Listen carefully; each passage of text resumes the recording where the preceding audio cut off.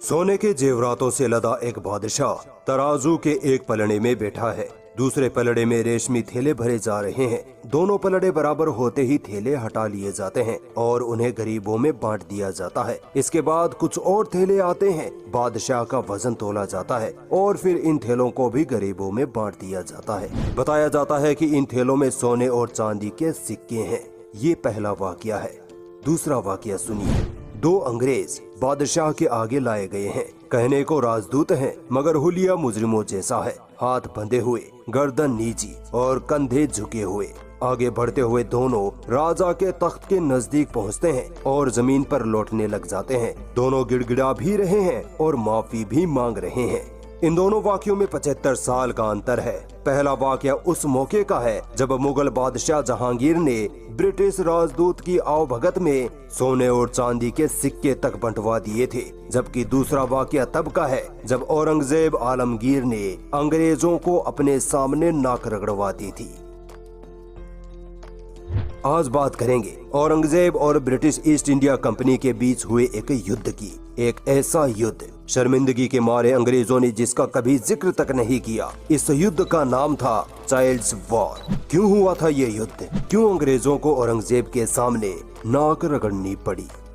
British सम्राट ने अपना एक राजदूत भारत भेजा। मकसद भारत में ब्रिटिश ईस्ट इंडिया कंपनी के लिए व्यापार के रास्ते खोलना। अंग्रेजों ने मुगल बादशाह जहांगीर को कई विलायती तोहफे दिए। बदले में बादशाह जहांगीर ने भी अंग्रेजी राजदूतों की खूब खातिरदारी की, लेकिन फिर भी बादशाह जहांगीर ने ईस्ट इंडिया कंपनी को भारत में व्यापार की मंजूरी नहीं दी। देते भी क्यों? इंग्लिस्तान तब एक छोटा सा द्वीप था, जबकि दुनिया की कुल जीडीपी का 25% भारत से आता था। लिहाजा एक छोटे से अंग्रेजी राजा से डील करना बादशाह जहांगीर अपनी शान के खिलाफ समझते थे। जहांगीर तो नहीं माने, मगर बाद में उनके शहजादे शाहजहां ने ईस्ट इंडिया कंपनी को सूरत में फैक्ट्री खोलने की इजाजत दे दी। अगले 50 सालों में अंग्रेजों ने बम्बई, मद्रास, बंगाल में अपने कारखाने शुरू कर दिए। धंधा बढ़िया था। कपास, रेशम, हीरे, खनिज, मलमल भारत से लंदन भेजा जाता था। मोटी कमाई होती थी, शुरू में कम मगर बाद में ज्यादा होने लगी। बदले में मुगलों को क्या मिला? शुरुआत में नियम यह था कि एक तय रकम बतौर टैक्स चुकाई जाएगी, लेकिन फिर होते होते यूं हुआ कि अंग्रेजों का व्यापार तो बढ़ता गया, लेकिन टैक्स की रकम ज्यों की त्यों रही। एक और चीज हुई, पुर्तगाली और डच कंपनियां भी बंगाल में अपने ट्रेड में इजाफा करने लगी। ये देखकर ब्रिटिश ईस्ट इंडिया कंपनी ने अपना नुमाइंदा शाइस्ता खां के यहाँ भेज दिया। शाइस्ता खां कौन? औरंगजेब के मामा और बंगाल के governor. British east India company Mughal इलाकों में व्यापार का एकाधिकार यानी मोनोपोली चाहती थी। बंगाल पर अंग्रेजों की खास नजर थी, क्योंकि यहाँ शोरा बहुतायत में मिलता था, जो कि गन पाउडर बनाने में काम आता था। ये गन पाउडर यूरोप में चल रही लड़ाइयों में काम आता था। इसीलिए कंपनी चाहती थी कि शोरा के व्यापार पर उनकी मोनोपोली चलती रहे। ये 1680 का दशक था। इस वक्त ईस्ट इंडिया कंपनी के डायरेक्टर हुआ करते थे जोसाया चाइल्ड। एक बार मुगल गवर्नर से सौदा तय करते वक्त जोसाया चाइल्ड ने तेज में कुछ ज्यादा ही लिख बोल दिया था। जब ये बात औरंगजेब आलमगीर को पता चली कि मामूली सी कंपनी का मामूली सा नौकर मुगलों को तेवर दिखा रहा है, तो औरंगजेब ने अंग्रेजों से सौदा कैंसिल कर दिया। जोसाया चाइल्ड को ये बेइज्जती सहन न हुई और उसने मुगलों पर हमला करने का फरमान जारी कर दिया। और इस तरह 1686 में एक ऐसी जंग शुरू हुई जिसे पहली एंग्लो मुगल जंग कहा गया। हालांकि इसे चाइल्ड वॉर के नाम से भी जाना गया। इसकी दो वजहें थी। एक तो ये कि जंग की शुरुआत करने वाले अंग्रेज का नाम जोसाया चाइल्ड था, लिहाजा उसी के नाम पर इस जंग का नाम चाइल्ड वॉर पड़ा। दूसरी वजह ये थी कि ये जंग एक मायने में ऐसी थी कि जैसे एक बच्चा किसी बड़े आदमी से लड़ाई करने की कोशिश कर रहा हो।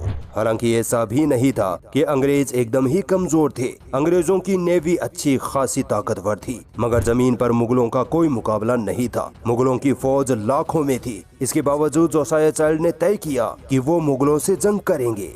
जोसाया चाइल्ड ने अपनी नेवी को ऑर्डर दिया कि वो बंगाल की खाड़ी में मुगल जहाजों का रास्ता काट दें और मौका मिले तो उन्हें लूट ले।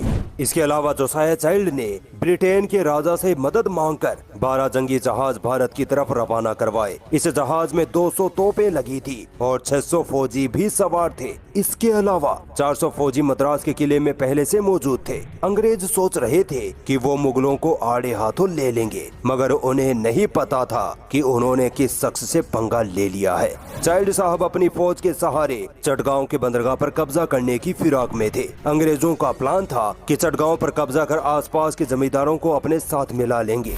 जोसाया चाइल्ड ने अपनी समुद्री फौज चटगांव की बंदरगाह की तरफ रवाना कर दी, मगर उसी वक्त हवा का रुख बदल गया, जिसकी वजह से अंग्रेजों के जहाज चटगांव की बजाय हुगली पहुंच गए। हुगली में अंग्रेजों के जंगी जहाजों की खबर फौरन शाइस्ता खां के पास पहुंच गई। समझौते की कोई सूरत बनती, इससे पहले ही हालात जंग के बन गए। बंदेल के बाजार में कुछ अंग्रेजी सिपाही और मुगल अफसर आपस में भिड़ गए। बात इतनी बढ़ी कि एक अंग्रेजी सिपाही ने आम लोगों पर अंधाधुंध गोलियां बरसा दी और हुगली के पास 500 घरों में आग लगा दी, जिससे कई मासूम लोग जिंदा जलकर मर गए। इधर बंगाल में जब ये सब चल रहा था तो बम्बई में नया खेल शुरू हो गया। वहाँ अंग्रेजी अधिकारियों ने जोश में आकर मुगल जहाजों पर हमले शुरू कर दिए। यहाँ तक कि अंग्रेजों ने मुसलमानों को हज या उम्राह के लिए मक्का ले जाने वाले जहाजों पर भी हमले कर दिए और उन्हें लूटना शुरू कर दिया। अंग्रेजों की इस हरकत की खबर जब औरंगजेब आलमगीर के कानों तक पहुँची तो औरंगजेब गुस्से से भर गए। औरंगजेब ने सोचा कि अंग्रेज अपनी ये बचकानी हरकतें जल्द बंद कर देंगे, मगर ऐसा हुआ नहीं। औरंगजेब के सब्र को देख अंग्रेजों के हौसले और बढ़ गए। इसके बाद इंग्लैंड से और अंग्रेजी फौज मंगवाई गई। इस फौज ने बालासोर पर हमला बोल दिया और वहां लूटमार मचा दी। इस खबर को सुन औरंगजेब का दिमाग घूम गया। अब वो वक्त था जब अंग्रेजों ने एक आराम कर रहे शेर को जगा दिया था। बालासोर पर अंग्रेजों के हमले के बाद औरंगजेब ने हिंदुस्तान की जमीन पर अंग्रेजों की जितनी भी प्रॉपर्टी थी सबको सीज करने का रॉयल फरमान जारी कर दिया। सिर्फ मद्रास और बम्बई के कारखाने बच गए, मगर उनकी भी घेराबंदी कर दी गई। बम्बई में अंग्रेजों का एक किला था जिसमें ज्यादातर अंग्रेजी अफसर रहते थे। औरंगजेब ने इस किले पर भी हमला करने का आदेश दे दिया और इस हमले की जिम्मेदारी दी गई सिद्दी याकूत खान को। सिद्दी खान जंजीरा का गवर्नर था। सिद्दी खान ने अंग्रेजी किले को चारों तरफ से घेर लिया। उधर बंगाल में भी शाइस्ता खान ने हुगली में अंग्रेजों को घेर लिया था। शाइस्ता खान ने अंग्रेजी फौज को मार पीट के हुगली से भगा दिया। इधर सिद्दी खान किले को घेर के बैठा था। जब अंग्रेजी अफसरों के पास किले में खाने पीने के लाले पड़ गए तब अंग्रेजों की अक्ल ठिकाने आई। अंग्रेजों को अब एहसास हो गया था कि उन्होंने किससे पंगा लिया है। मजबूरन अंग्रेजी अधिकारियों को औरंगजेब के दरबार का रुख करना पड़ा। सितंबर 1690 में दो अंग्रेजी अफसर औरंगजेब के दरबार में इंटर करते हैं। दोनों औरंगजेब के सामने गिड़गिड़ाने लगे। औरंगजेब ने उनको जमीन पर नाक रगड़ने को कहा। दोनों अंग्रेजी अफसरों ने ऐसा ही किया। इसके बाद भी औरंगजेब आलमगीर का गुस्सा ठंडा न हुआ। कई अंग्रेजी अफसरों को सूरत की सड़कों पर लोहे की चेन से बांधकर उनको घुमाया गया। ढाका के किले में अंग्रेजी अफसरों को मुजरिमों की तरह बांधकर उनकी पिटाई की गई। अंग्रेजों ने हरकत ही ऐसी की थी कि औरंगजेब ने उनको ऐसी सजाएं दी। अंग्रेजों को अपनी फैक्ट्रियां बचाने के लिए औरंगजेब के आगे रहम की भीख मांगनी पड़ी। लिटरली अंग्रेजों ने औरंगजेब के आगे नाक रगड़ कर माफी मांगी थी। ये बातें ज्यों की त्यों इतिहास में दर्ज है। बाद में औरंगजेब ने दरियादिली दिखाते हुए अंग्रेजों को माफ भी कर दिया। अंग्रेजों ने ये बड़ी गलती की थी जिसकी वजह से उनसे 1.5 लाख रुपए का जुर्माना भी वसूला गया। इसके बाद जब तक हिंदुस्तान पर औरंगजेब आलमगीर की बादशाहत रही तब तक अंग्रेजों ने सर उठाने की हिम्मत नहीं की, मगर औरंगजेब के हाथों मिली इस शर्मिंदगी को अंग्रेज कभी भूल नहीं पाए। ईस्ट इंडिया कंपनी ने भरसक कोशिश की कि ये बात ब्रिटेन के लोगों तक ना पहुंच पाए। बकायदा अंग्रेजों ने पैसे देकर कई किताबें छपवा दी जिसमें इस जंग में अंग्रेजों की हार का कारण मुगलों की क्रूरता को ठहराया गया। किताबों से अंग्रेजी अफसरों के औरंगजेब के सामने नाक रगड़ने के किस्से को भी गायब करवा दिया गया। यही वजह है कि आज हम मुगलों की क्रूरता के जितने भी किस्से सुनते हैं उनमें अधिकतर अंग्रेजों के फैलाए झूठ होते हैं, क्योंकि औरंगजेब आलमगीर ने कभी भी अंग्रेजों को सर उठाने का मौका नहीं दिया था।